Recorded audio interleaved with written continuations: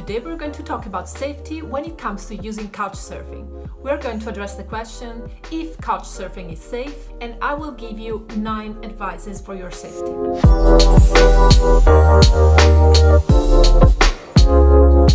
Is couchsurfing safe? This is a tricky question. It is exactly like asking, are cars safe? What would you answer to that? Cars can be safe, for sure, when used properly, but they can also turn quite easily into death machines. They are only means, like couchsurfing is. All depends on how you use them.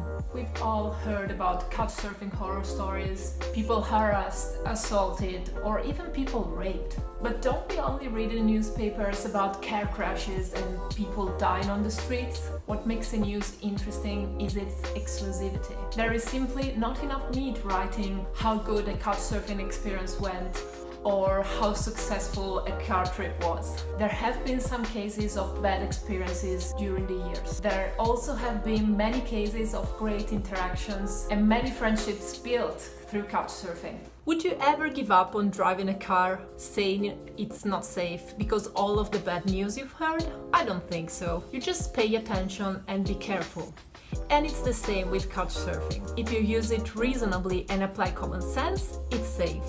If you don't, it's not safe. Now, we all know what common sense is when driving a car. Pay attention to the others, respect the signs, and so on. But there is no license to get when you start couchsurfing. That's why now I'm going to give you some rules. Specifically, I will give you 9 tips to follow for your safety. Please stick to the end of this video because after giving you these tips, I'm going to address specifically to female surfers and give some special advice for them. So I'll start with the more general tips to finish with the more specific and practical ones. Use it properly.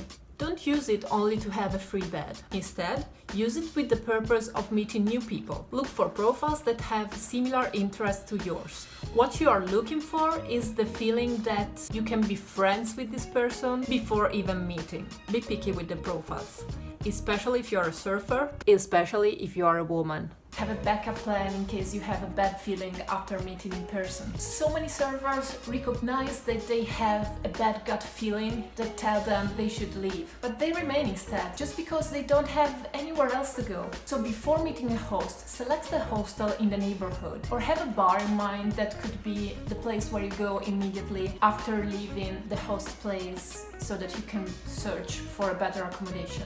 Read between the lines of the positive references. I believe the inability of people to leave bad references is the curse of this service. Because you have spent time with this person and for sure he had also many positive sides, even if you didn't have a totally good experience with him or with her. And that is why it's difficult to put black on white the bad sides of the person in a reference.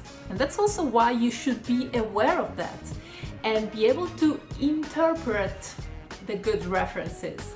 The real good ones usually sound very enthusiastic. If they sound just slightly good, they may be some hidden bad ones. So be very cautious. If you're a host, before hosting someone with no references, make sure to make them sweat to have their couch request approved. They have to show you that they care and that they are not just looking for a free accommodation. Ask questions and expect the answers to be convincing enough. If you are a surfer, on the other side, avoid staying with anyone that has less than 3 references. Chat and talk as much as possible before meeting, so you can have already a first impression of the person. You need to gather as much material as possible, based on which you need to make an evaluation of the person later. Set up clear expectations before meeting. Are you going to explore the city together, or the surfer will do it by himself? Are you going to spend time together, or just a chat when you first meet and then just randomly meet if it happens? Will you have meals together?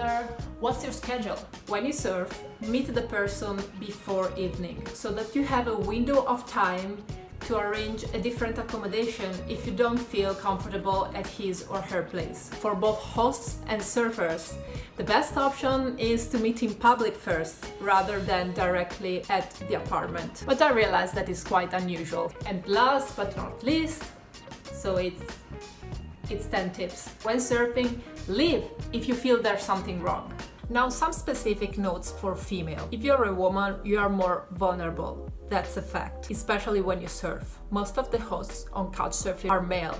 And there's a reason for that. There's more reasons, actually. One is probably because for women it's more difficult to accept strangers in their house. But one other reason is because the majority of them would probably like to sleep with their female guests. In most of the cases, though, luckily, it's not their primary intention. It's like in every other real-life situation.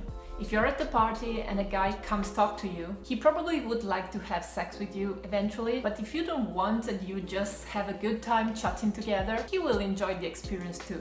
There are some male hosts, though, that leverage couchsurfing with the only purpose of having sex with women. They exploit the fact that the guest is sleeping at their house and has to follow their rules. Please be aware that this kind of people exist. Learn to recognize them and be prepared to leave their place if you are unlucky enough to end up with some of them. The profile of such a person will probably A, have no references because they change it very often in order to hide bad references. B, only have references from women. And if you read them carefully, you will understand that they were not completely happy about the experience. C, when texting with him, he doesn't seem super interested and involved in the activities you could do together. And that's because the only activity he wants to do with you is something he cannot talk about. That said, if a host makes you uncomfortable in any way, he's probably going to continue doing it for the whole time you stay at his place. So please leave. Pack your stuff and gently but firmly thank him and let him know that you don't feel like staying. Then leave and go to the nearest bar where you can sit down, relax, and look for a better accommodation. Okay guys, I hope this video answered enough of your questions about safety on couchsurfing. There is still one very important thing to address before closing. It's a request I have. Or more like a prayer to each one of you. Please leave bad references. They are not even called negative nowadays, they are called neutral. And if you still want to leave a good one, at least inform the rest of the community of weird or unusual behaviors. That's it guys, please like this video and comment below to let me know if you still have doubts about safety on couchsurfing. Also, I would like to know if you agreed or not on what I said. Don't forget to subscribe to my channel if you're interested and feel free to check out the other videos I made about couchsurfing. You find them all in the description below.